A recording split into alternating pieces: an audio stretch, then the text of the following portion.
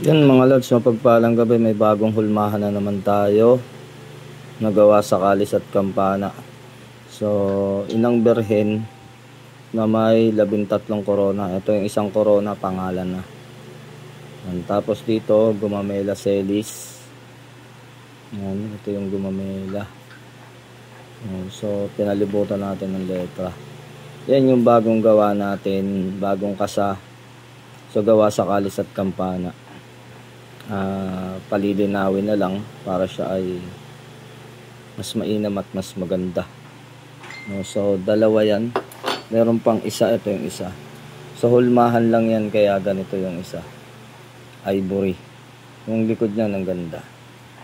So yan, hindi pa natin nakakalkal, kaya hindi pa siya ganun kakinis. Pagka pinakinis natin yan, kikintab at gaganda yan. So kalkal na lang ang kulang sa kanya. Marami tayong bagong kasa ngayon. So ito, dalawa na kaagad.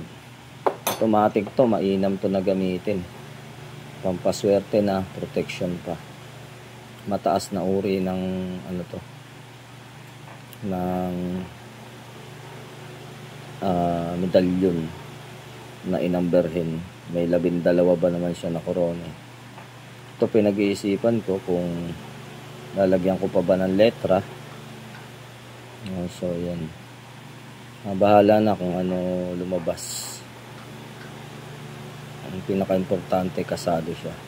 So yan, God bless you more mga idol. Abangan na lang natin to, no?